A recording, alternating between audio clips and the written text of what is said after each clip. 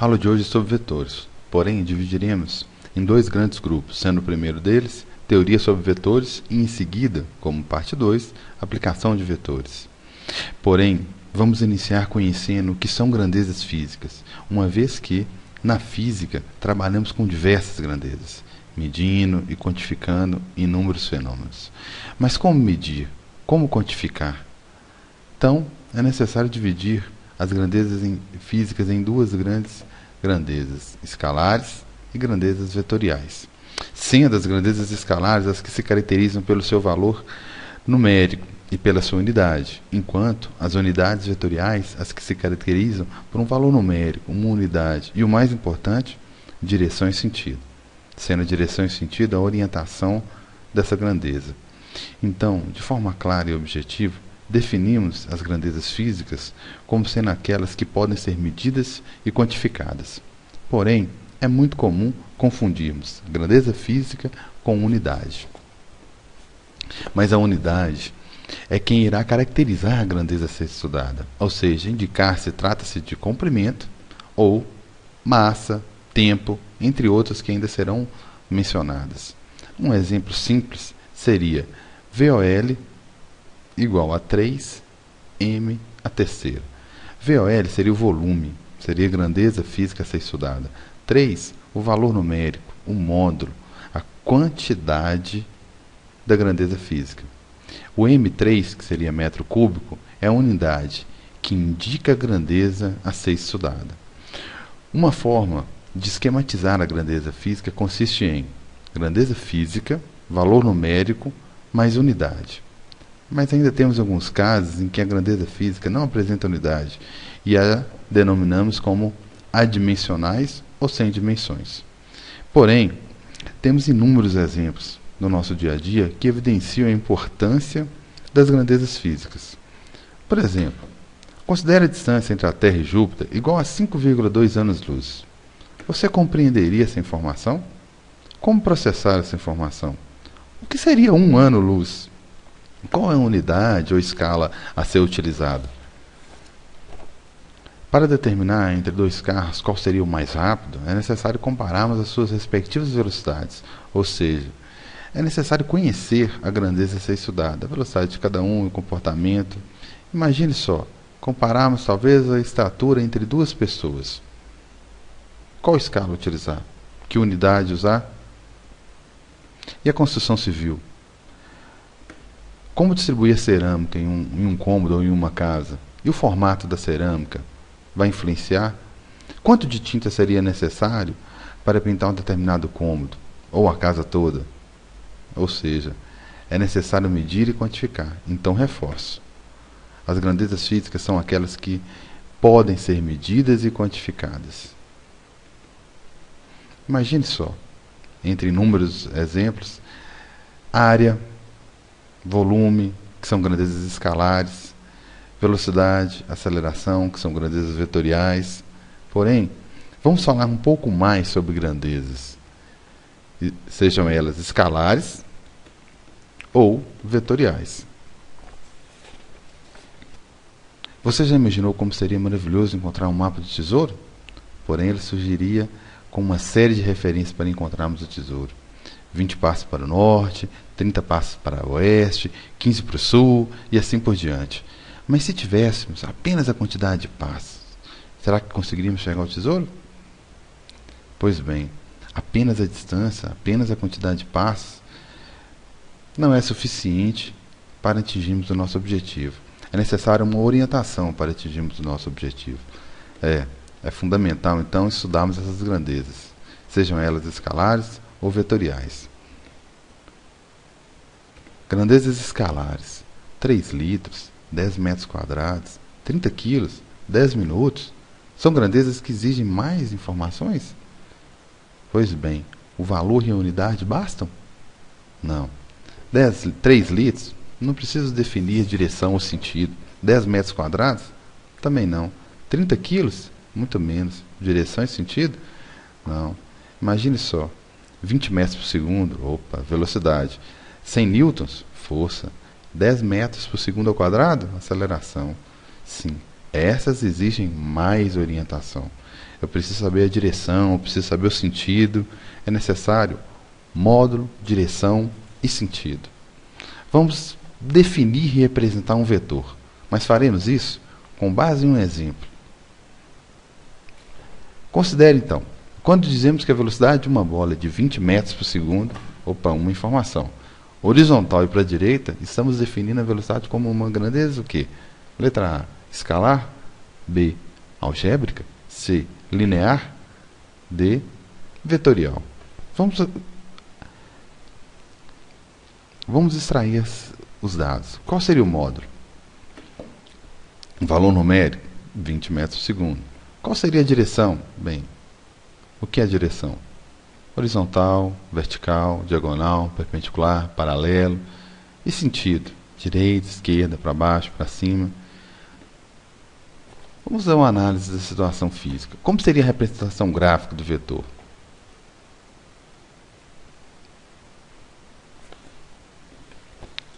Primeiro, então, a análise da situação física. Imagina essa bola com velocidade. Qual é o módulo? 20 metros por segundo. Direção. Horizontal, como foi falado no enunciado. Como seria a representação gráfica do vetor? Bem, primeiro, representar um módulo, através de uma escala. Então, imagina a reta e essa escala arbitrária de 0 a 10 metros por segundo. Segundo passo, representar a direção, a própria reta, com escala, e já estabelece a direção horizontal. Representação do sentido, a seta. A seta já indica o sentido, nesse caso, para a direita. Então, a representação geral do vetor seria direção, que é a reta, sentido, que é a extremidade da seta, e a escala, que compreende o módulo, direção e sentido. Operações com vetores. Imagina um vetor qualquer, na horizontal, vetor V, e um vetor com um ângulo qualquer, vetor A. Trabalharemos com adição, subtração, produto, né? Mas para isso temos um recurso interessantíssimo que é o PET, simulação PET.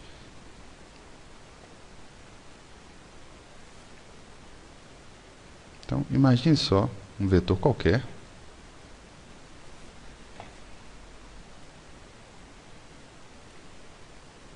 Vamos definir o módulo desse vetor. Observe que eu tenho vetor resultante, ângulo, Rx seria a componente x e Ry a componente y. Então, vamos pegar um vetor qualquer, vetor valor 8, por exemplo, vetor com valor 6. Então, eu tenho esses dois vetores na vertical, ângulo de 90 graus. Vamos representar a soma desses dois vetores. Observe que essa soma eu posso colocá-la onde eu quiser. Veja bem, ela representa exatamente o início, a origem de um dos vetores e a extremidade do último vetor. Então, ele representa os dois vetores. Ok? Essas mudanças eu posso realizá-las, uma vez que eu não estou mudando nem direção, continuam verticais, nem o sentido, continua apontando para cima, e muito menos o módulo. Seja esse primeiro vetor módulo 8, observe que ele só tem um valor na direção y. Ele não tem uma sombra, uma projeção na direção x. Ele tem apenas uma sombra e uma projeção na direção y. O mesmo ocorre para o segundo vetor e, naturalmente, para o vetor soma. Bem, e se eu inverter a direção, vou manter o módulo 8, porém eu vou inverter a direção. Agora todo mundo na vertical.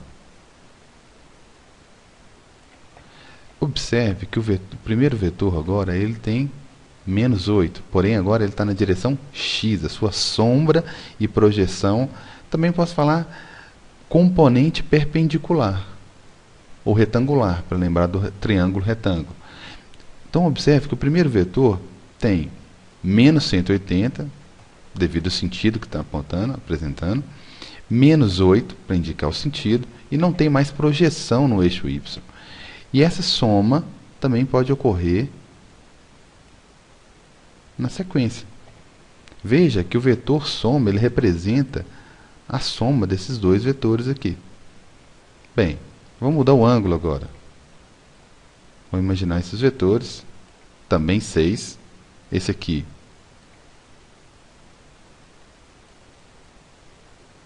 oito. E aqui o vetor soma. Observe que ele apresenta uma projeção no eixo x de menos 8, uma projeção no eixo y de 6, que são exatamente os valores dos vetores somados, obviamente. Direção y, 6, direção x, 8. Eu tenho outras formas de representar isso também. Basta inverter o sentido e mantendo o módulo do segundo vetor. Ok? Então, posso definir vetores opostos também. Observe que agora eu tenho um vetor 8, o segundo também. Observe que eu não tenho vetor soma. São vetores opostos. Então, a soma não aparece, deu 0. Ok? Prosseguindo. Vou analisar vetores perpendiculares, sendo o primeiro vetor com módulo 8, o segundo vetor com módulo 6. Só para provocar, colocar o vetor aqui. Mudei a posição. Mudei alguma propriedade do vetor? Mudei direção? Não, continua na vertical. Prova disso o ângulo de 90 graus. Mudei o módulo? Não, permanece 8 e o sentido também não mudei. Mas fechei meu triângulo. Então observe. Como que eu calcularia esse vetor resultante? Teorema de Pitágoras. Veja bem. Muito bem representado aqui ao lado. Cateto oposto a esse ângulo. Vou pegar esse ângulo como referencial. Oposto a ele, cateto C. Veja bem. Por que C ao quadrado? Tem um quadrado aqui, esse lado formando esse lado, cateto oposto, formando um quadrado de lado C. 3. Por isso que eu levo ao quadrado. Ok. 3. Observe que o vetor resultante, no caso, é o papel da hipotenusa aqui, está 3. Prosseguindo.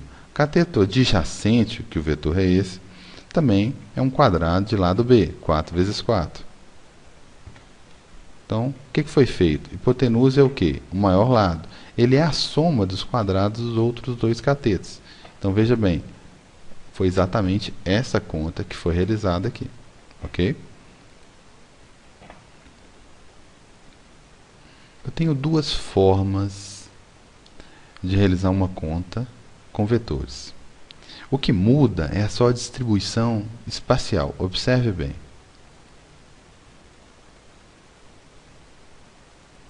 Eu tenho a regra do polígono e a regra do paralelogramo. Aqui eu tenho a liberdade de mudar os valores e os ângulos dos meus vetores. Bem, vou imaginar aqui um vetor na direção y, usando essa escala, 3 quadrados, unidade 3.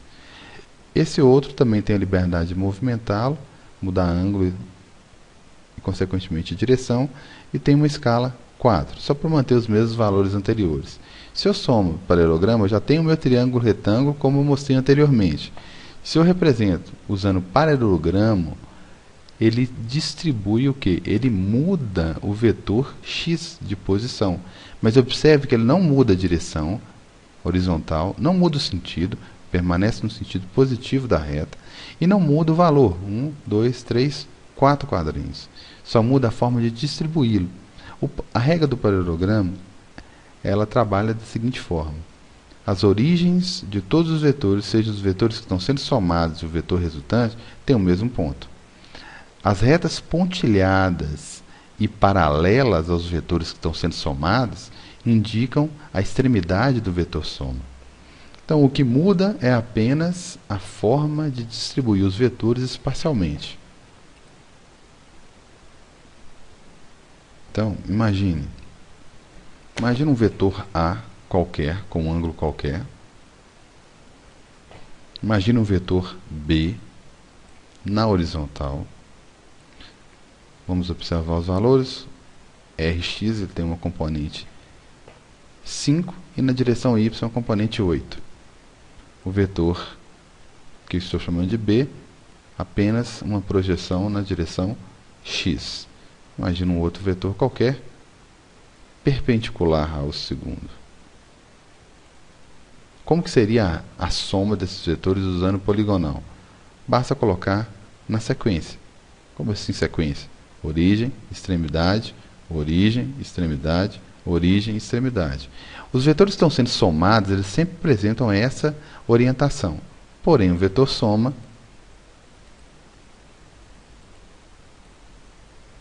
origem, origem, extremidade, extremidade. Ok? Vamos mudar um pouquinho a configuração. Esse primeiro vetor, de propósito, vou colocá-lo perpendicular. Eu tenho módulo 8 e esse segundo também tem módulo 8. Vetor soma, origem, origem, extremidade, extremidade. Observe que o vetor soma tem as mesmas características desse vetor do meio. Mesma direção, horizontal, módulo 12, 12. Esses aqui não aparecem na conta, porque são vetores opostos que apresentam o mesmo módulo. Ou seja, se anulam. Então, os únicos que aparecem na conta aqui são esses dois. Ok?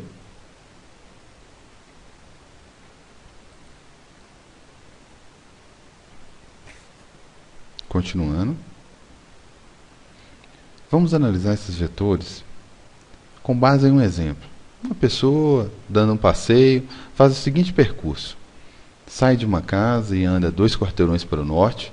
Logo após, dobra à esquerda e anda mais 3 quarteirões para o oeste, virando a seguir novamente à esquerda e andando mais 2 quarteirões para o sul. Grandezas escalares não nos ajudaria muito numa situação como essa, mas as vetoriais que nos dá um módulo, a direção e o sentido, definiria bem o que está ocorrendo nessa situação. Então, sabendo que o quarteirão mede 100 metros, uma escala, um módulo, um valor numérico, determina o deslocamento dessa pessoa. Então, vamos analisar esse caso. Bem, um esquema para facilitar seria, cada quadrado representa um quarteirão. Primeira situação, o indivíduo anda 2 quarteirões, ok. Em seguida, mais 3, porém para a esquerda, ou oeste. Está aqui minha orientação, norte, sul, leste, oeste, mais 3 quarteirões, ok.